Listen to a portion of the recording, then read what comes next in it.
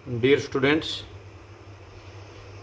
आज हम एक न्यू लेसन करने जा रहे हैं जिसका नाम है the sermon at Banaras. Banaras जो अपनी सिटी है वो है, और sermon बोलते हैं बेटा कोई धार्मिक प्रवचन जो दिया जाता है उसके बारे में। जो पहला अपना जो sermon है वो महात्मा बुद्ध ने बनारस में दिया था, उसका इसमें अंश है और उसी के बारे में बताया गया है। इस लेसन को दो पार्ट में बांट दिया गया है। एक तो महात्मा बुद्ध, गौतम बुद्ध की जीवनी के बारे में बताया गया है, और दूसरा उसके एक प्रवचन के बारे में बताया गया है। हम लेसन को, छोटा ही लेसन लेकिन हम इसको दो पार्ट में पढ़ेंगे, आराम से पढ़ेंगे ताकि बच्चों को कोई भी ये समस्या न रह सके। इसलिए बेटा लेसन को मैं स्टार्ट करता हूँ।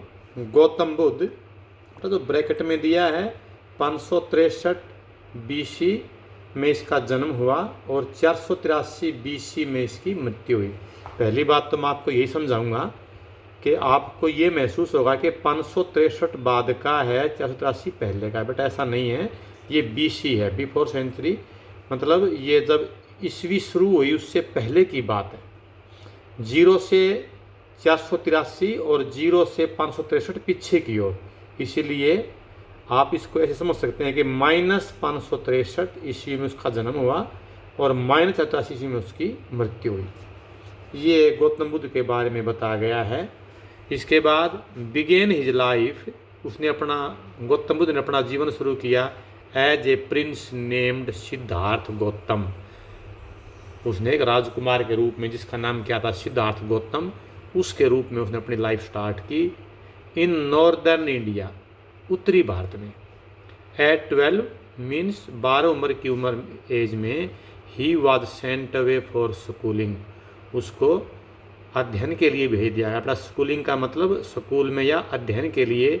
In the Hindu sacred scriptures, हिंदुओं का एक पवित्र, स्क्रिप्चर्स बोलते हैं धार्मिक ग्रंथों का अध्ययन करने के लिए।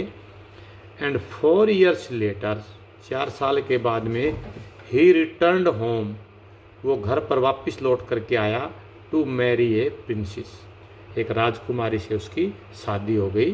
तो इसका मतलब अब क्वेश्चन आएगा कि उसकी शादी कितने साल के बाद में हुई, कि 12 साल की उम्र में वो बाहर गया, 4 साल के बाद में घर पे आया, 12 और 4 16, उसके बाद उसकी शादी, इसका मतलब 16 से 17 साल की एज में उसकी शादी हो गई।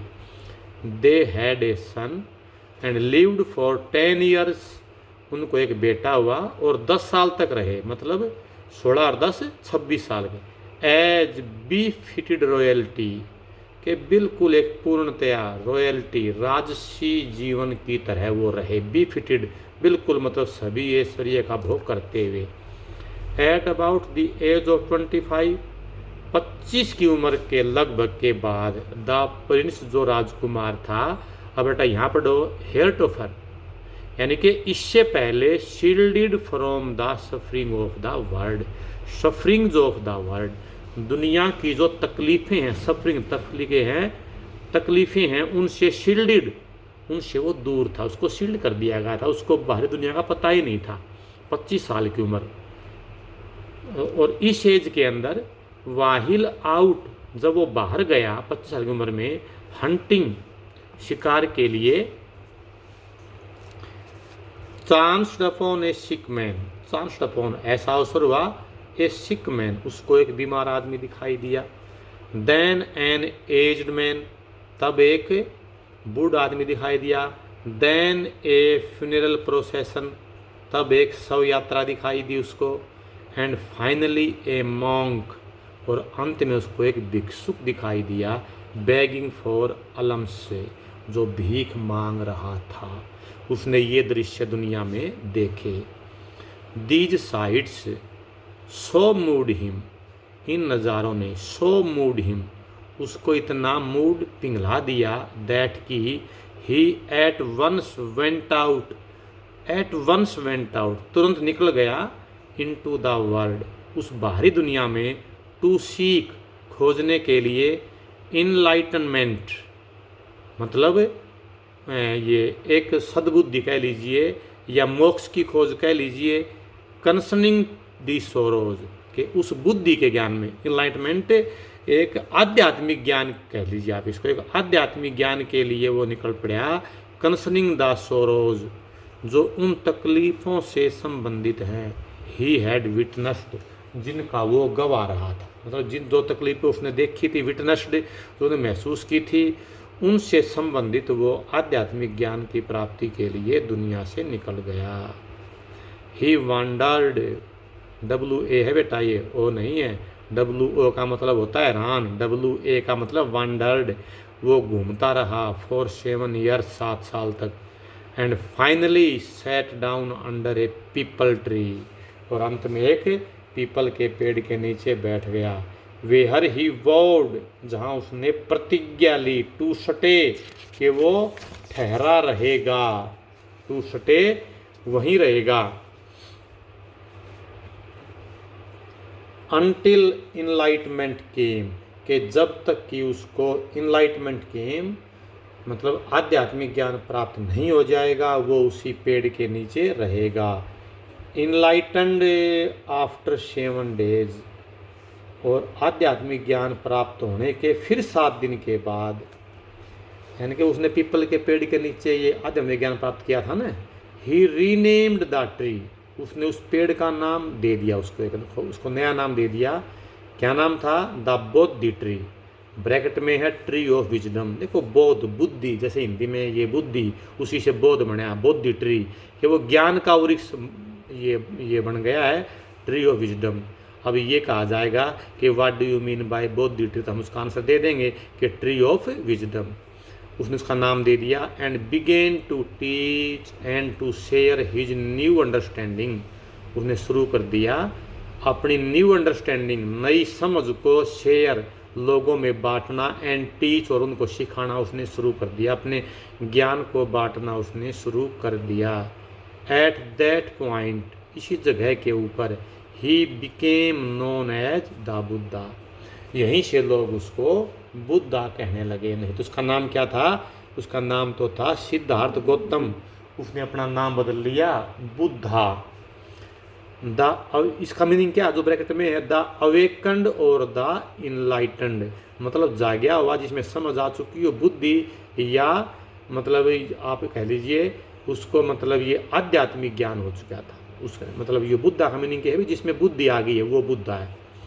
The Buddha preached his first sermon, पहला उसने अपना प्रवचन प्रीच्ड कहाँ पे दिया, कहाँ पे प्रस्तुत किया? At the city of Banaras, उसने एक बनारस शहर के ऊपर अपना पहला प्रवचन प्रीच्ड, उसका उसने लोगों में वो ज्ञान के रूप में बांटा। कहाँ पे? बनारस शहर के अंदर। ये शहर क्या है? मोस्ट होली, सबसे पवित्र जगह है। ऑफ दी डीपिंग प्लेसेस, बेटा डीपिंग प्लेस वो बोलते हैं जहाँ लोग स्नान करते हैं, जैसे हरिद्वार में गोता मारते हैं, पवित्र स्नान करते हैं। ऑफ द रिवर गंगे, तो गंगा जैसे हरिद्वार में है और या बनारस में है, तो बनारस में ही उसने मतलब वो ज्ञान प्राप्त किया। बनारस एक ऐसा शहर है जो गंगा नदी पर सबसे फेमस डीपिंग प्लेस का मतलब नहाने की जगह है। That sermon has been preserved, और वो उसका जो प्रवचन है ना, हैज़ बीन प्रिजर्व्ड, वो आज भी सुरक्षित है। एंड इज गिवन हेयर, और वो आपको यहाँ बताया जा रहा है। It reflects the Buddha's wisdom, ये बुद्धा की बुद्धि को, बुद्धा की विजडम ज्ञान को दर्शाता है, रिफ्लेक्ट दर्शाता है, ठीक है। अबाउट वन, किसी व्यक्ति के इनसेक्रूटेबल काइंड ऑफ सफरिंग, मतलब न समझे जाने वाली, इनस्क्रूटेबल जिसको समझाने जा सके, वो उन तकलीफ़ों को के बारे में ये अपना ज्ञान देता है। तो बेटा ये यहाँ तक था बुद्धा के बारे में। अब इसके आगे एक छोटी सी कहानी शुरू होती है, उसका एक पार्ट है कि वो मतलब अपना ज्ञान देता कैसे था। बेटा अभी हम इसके 2-3 पैसेज और करेंगे। मैं इस लेसन को 2 पार्ट में बांट लेता हूँ ताकि आपको डाउनलोडिंग में दिक्कत न आए। किस्सा गौतमी नाम की कोई लेडीज़ थी, हैड एन ओनली सन, उसका एक ही बेटा था, एंड ही डाइड, और वो मर गया था। इन हर ग्रीफ, अपने बेटे की तकलीफ में, ग्रीफ मीन तकलीफ के अंदर, she carried the dead child, वो मरे हुए बच्चे को कैरिड ढो रही थी, ले जा रही थी, टू ऑल हर नेबर्स, अपने सभी पड़ोसियों के पास, आस्किंग देम फॉर मेडिसन, उनसे दवाई मांग रही थी, एंड द पीपल सैड, और लोग क्या कहते थे, she has lost her senses, कि इसने तो अपनी बुद्धि खो दी है, मतलब लॉस्ट सेंस का मतलब होता पागल हो जाना, द बॉय इज डेड, ये बच्चा तो मर गया है, एट लेंथ, मतलब ये वर्ड कब यूज़ करते हैं भाई, जैसे वो ऐसा भी वो डोर टू डोर जा ही रही थी, एट काफ़ी समय के बाद हम कह सकते हैं, कुछ समय के बाद, काफ़ी समय के बाद, किस्सा गौतमी मैट ए मैन, किस्सा गौतमी एक आदमी से मिली, हो रिप्लाई टू हर, जिसने उसको उत्तर दिया, हर रिक्वेस्ट, उसकी प्रार्थना का उत्तर दिया, I can not give the medicine for the child, बेटा ये वहाँ की भाषा में है कि बच्चों के लिए मैं दवाई नहीं दे सकता, but I know a physician who can, लेकिन मैं एक ऐसे डॉक्टर को जानता हूँ, हु कैन, जो दवाई दे सकता है। एंड द गर्ल सेड, और उस लड़की ने, मतलब उस बेटे की माँ ने क्या कहा, प्रे टेल मी, मतलब प्रे रिक्वेस्ट करती, हाथ जोड़ते, मुझे बताओ सर, हु इज इट, कौन है वो। एंड द मैन रिप्लाइड, उसने क्या उत्तर दिया, गो टू शाक्य मुनि दी बुद्धा, उसका एक नाम और आ गया कि शाक्य मुनि, के बुद्धा नाम के उस मुनि के पास जाओ, वो आपको कोई रास्ता बताएगा। किस्सा गौतमी रिपेयर्ड, रिपेयर्ड का मतलब होता है जाना, ठीक है ना, एक ये स्टाइलिश वर्ड है, टू द बुद्धा, वो बुद्धा के पास चली गई, एंड क्राइड, और चिल्लाई, लॉर्ड एंड मास्टर, हे भगवान, हे मालिक, give me the medicine that will cure my boy, मुझे दवाई दो जो मेरे बच्चे को ठीक कर दे। द बुद्धा आंसर्ड, बुद्धा ने उत्तर दिया, I want a handful of mustard seed, mustard seed, इसके सरसों के बीज, मुझे एक मुट्ठी भर सरसों के बीज ला करके दो। एंड वहन the girl in her Joy, अपनी खुशी में जब वो लेडीज, प्रोमाइज, उसने वादा किया, टू प्रोक्योर इट, इसको किसी भी तरह लाने के लिए, प्रस्तुत करने के लिए, ब्रिंग करने के लिए, उसने कहा कि ये तो मैं ले ही आऊँगी। द बुद्ध एडिड, बुद्धा ने आगे क्या कहा, द मस्टर्ड सीड, जो इसके ये सरसों के दाने हैं, must be taken from a house, आपको उस घर से लेने हैं, where no one has lost a child, जिस घर में आज तक लॉस्ट ए चाइल्ड, कोई बच्चा न मरा हो, हस्बैंड, किसी का कोई पति न मरा हो, या किसी के कोई पेरेंट्स न मरे हों, या किसी का कोई फ्रेंड न मरा हो, आपको उस घर से ये लेकर के आना है। Poor Kisa Gotami now went from house to house, अब जो किस्सा गौतमी, जिसका नाम था, वो went from house to house, वो घर घर गई।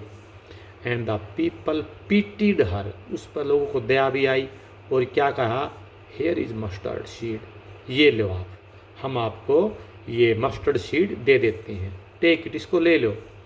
बट वहन शी आस्क्ड, लेकिन जब उसने ये पूछा, did a son or a daughter, a father, a mother die in your family, कि क्या आपके घर में कोई डॉटर, फादर, मदर, किसी की डेथ हुई है।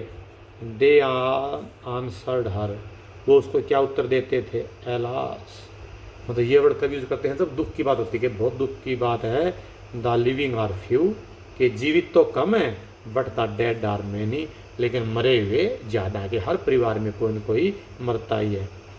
Do not remind us of our deepest grief, deepest grief, हमारे गहरे दुख के बारे में हमें याद मत कराओ। And there was no house, ऐसा कोई भी घर नहीं था, but some beloved one had died in, इसके अलावा कि जिसमें कोई उनका प्रिय आदमी न मरा। बेटा बट वर्ड को ऐसे कहते हैं जैसे आई यू कैन डू नथिंग, तुम कुछ नहीं कर सकते हो, बट वी, रोने के सिवाय, ऐसा ही है कि तो but some beloved one had died, कि ऐसा कोई घर नहीं था इसके अलावा कि जिसमें कोई जवान या किसी का कोई प्रिय न मरा हो। किस्सा गौतमी बिकेम वीरी, वीरी थक जाना, एंड होपलेस आशाहीन हो गई थी। And set down at the way side, एक रास्ते की तरफ बैठ गई, watching the light of the city, वो शहर की रोशनी देख रही थी। मतलब ये करते करते उसको रात हो गई और वो एक रास्ते साइड में बैठ गई। एज दे फ्लिकर्ड अप, ने शहर में, दे फ्लिकर्ड अप, जो वहाँ की रोशनी थी वो चमक रही थी, एंड वर एक्सटिंग्विश्ड अगेन, और दोबारा वो बुझ जाती थी। वो शहर की रोशनी को देख रही थी, कहीं रोशनी जल रही है, कहीं रोशनी बुझ जाती है। एट लास्ट, अंत में, the darkness of the night, रात के अंधेरे ने, रेंड एवरीवेयर, रेंड होता मतलब साम्राज्य स्थापित कर लेना, हर जगह अपना कब्जा कर लिया, अपना साम्राज्य स्थापित कर लिया। And she considered the fate of man, और ये जान करके वो फेट ऑफ मैन, मनुष्य के भाग्य को उसने कंसीडर्ड, उसने जान लिया। दैट देयर लिव्स, उनका जीवन भी, फ्लिकर्स अप, कभी चमकता है, एंड आर एक्सटिंग्विश्ड अगेन, और दोबारा बुझ जाता है, मतलब जीवन समाप्त हो जाता है। And she thought to herself, और उसने अपने बारे में सोचा। क्या सोचा? How selfish am I in my grief, मेरे दुख में मैं कितनी स्वार्थी हो गई हूँ। Death is common to all, मृत्यु तो सबके लिए आती है। Yet in this valley of desolation से, मतलब इस वैली ऑफ डेसोलेशन, विनाश की इस घाटी में, ठीक है ना, कि ऐसे डेसोलेशन का मतलब होता है वो एरिया जिसमें मतलब बहुत दुख तकलीफें हों। देयर इज ए पाथ, इस घाटी से एक ही रास्ता है, दैट लीड्स हिम, जो लेकर के जाता है, टू इमोर्टेलिटी, नश्वरता, यानी कि मोर्टल क्या होता है? नश्वर होता है। इमोर्टल उसका उल्टा वर्ड हो गया, और इमोर्टेलिटी मतलब नश्वरता। Who has surrendered all selfishness, जहाँ सभी सेल्फिशनेस, हमारी स्वार्थी भावनाएं, सरेंडर्ड, वो मतलब अपना मतलब ये समर्पण कर देते हैं। मतलब कि जब मनुष्य जीता है तो मरने के बाद जहाँ जाता है तभी वो अपना समर्पण कर देता है। द बुद्धा सेड, बुद्धा ने कहा, द लाइफ ऑफ मोर्टल्स, नश्वर, बेटा नश्वर वो होता है जिसका नाश होता है, पेड़ पौधे मनुष्य सभी नश्वर हैं, ठीक है। The life of mortals in this world, इस संसार में जो नश्वर का जीवन है, इज ट्रबल्ड, वो बड़ा दुखी है। एंड ब्रीफ, बहुत छोटा है। एंड कंबाइंड विद पेन, और उसमें तकलीफें भी मिली हुई हैं। फॉर देयर, क्योंकि यहाँ पर क्या है बेटा आगे, for their is not any means, ऐसा कोई तौर तरीका है ही नहीं, बाय विच, जिसके द्वारा, those that have been born, कि जिसका भी जन्म होता है, कैन अवॉइड डाइंग, वो मृत्यु को टाल सके। मतलब बुद्धा ने बताया कि जिसका जन्म होता है वो मरता जरूर है। After reaching old age there is death, समझ गए होगे, ये बूढ़ा होने के बाद मृत्यु आती है। Of such a nature are living being, जैसे कि प्रकृति में सभी जीवित वस्तुओं के साथ में आती है। As ripe fruits are early in danger of falling, जैसे पके हुए राइप फ्रूट्स, पके हुए फल, are early in danger of falling, उनको गिरने का खतरा ज़्यादा होता है। सो मोर्टल्स, इसीलिए जो नश्वर हैं, वहन बोर्न, जब वो पैदा होते हैं, are always in danger of death, वो हमेशा मरने का उनके ऊपर खतरा होता है। एज ऑल अर्थन वेसल्स, मिट्टी के बर्तन, वेसल मीन बर्तन, अर्थन मीन मिट्टी, क्योंकि सभी मिट्टी के बर्तन, मेड बाय द पोटर, जिसको, पोटर का मतलब जो ये कुम्हार बनाता है, एंड इज बीइंग ब्रोकन, वो टूटे तो गए ही हमेशा ही। So it is a life of mortal, ऐसा ही जीवन नश्वर प्राणियों का होता है। बोथ यंग एंड अडल्ट्स, सभी के सभी, जवान भी और बुद्ध, ये छोटे बच्चे भी और अडल्ट भी। Both those who are fools, चाहे वो पागल हों, दोज हु आर वाइज, चाहे बुद्धिमान हो, are fall into the power of death, वो मृत्यु के अधीन हैं, ये मृत्यु की शक्ति के अधीन आते ही आते हैं। All are subject to death, और सभी के सभी मरते ही हैं।